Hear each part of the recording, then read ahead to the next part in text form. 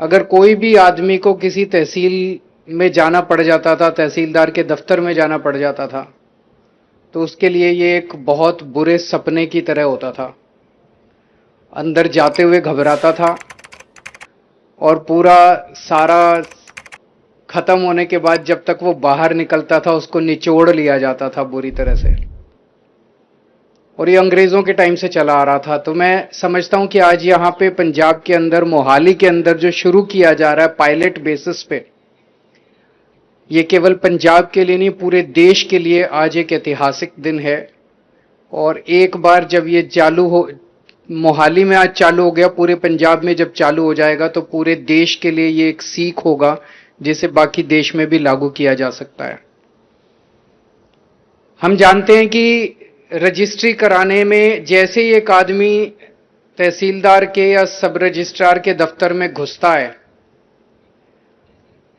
सबसे पहले उसे रजिस्ट्री टाइप करानी होती है, डीड लिखवानी होती है। यहीं से उसको घेर लिया जाता है। जैसे ही वो दफ्तर के अंदर घुसता है उसको 2-3 लोग घेर लेते हैं। हाँ जी, क्या काम है?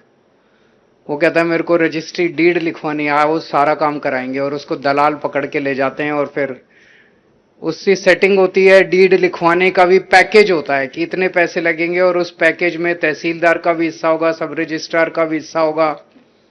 कहते तो हैं कि ऊपर भी हिस्सा होगा, ऊपर किसका हिस्सा होता है हमें नहीं पता, लेकिन पैकेज होता है और उस पैकेज के लिए दलाल बाहर बैठे होते हैं।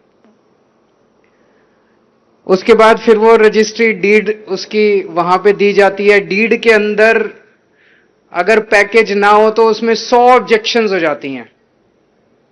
एक ऑब्जेक्शन दूर करो, फिर दोबारा हो, फिर दूसरी ऑब्जेक्शन, फिर तीसरी बार आओ, फिर लाइन में लगो, फिर चौथी ऑब्जेक्शन। ऑब्जेक्शन खत्म ही नहीं होती तहसीलदार की। इस सारे सिस्टम को स्टडी करने के बाद आज पहली बार यह है कि अब डीड लिखवाने के लिए आपको किसी डीड राइटर के पास जाने की जरूरत नहीं है। डीड राइटर सरकार ने बिठा दिया। यहां पे एक वकील बिठा दिया, एक रिटायर्ड तहसीलदार बिठा दिया, पटवारी बिठा दिया। वो डीड लिख के देंगे आपको, 550 रुपए लगेंगे, यहीं जमा करा दो। सरकार ने बिठा दिया। अब आपको कहीं जाने की जरूरत नहीं है, डीड यहीं पे लिखी जाएगी।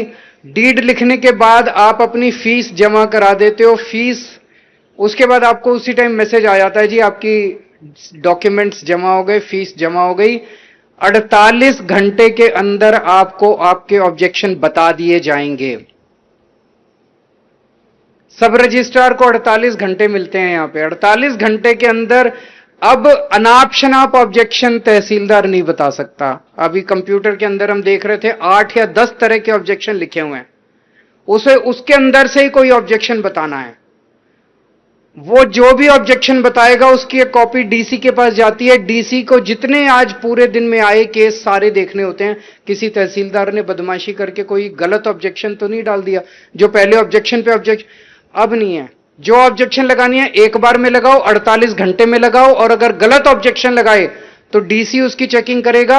और मान साहब ने जैसे बताया, आपको एक व्हाट्सएप मैसेज आ जाएगा कि अगर आपको लगता है कि आपके ऑब्जेक्शन गलत लगाए गए, आप इसी वक्त इस लिंक पे क्लिक करके डीसी को शिकायत कर दो, उस अफसर को सस्पेंड कर दिया जाएगा। तो अब कोई अनाप शनाप ऑब्जेक्शन भी नहीं लगाता। मोस्टली लोगों के कोई ऑब्जेक्शन नहीं लग रहे क्योंकि सिंपल सा काम है। उसमें भरना है बायर कौन है, सेलर कौन है, कितने में प्रॉपर्टी खरीदी, कितने में बेची, इतनी फीस। और तो उसमें कुछ है नहीं, कोई रॉकेट साइंस तो है नहीं। उसके बाद उसको बुलाया जाता है कि इतनी तारीख को आ जाओ, इतनी तारीख को आके इतने बजे आपको दोनों को, बायर को और सेलर को पेश होना होता है। वो अपनी फोटो खिंचाते हैं और डीड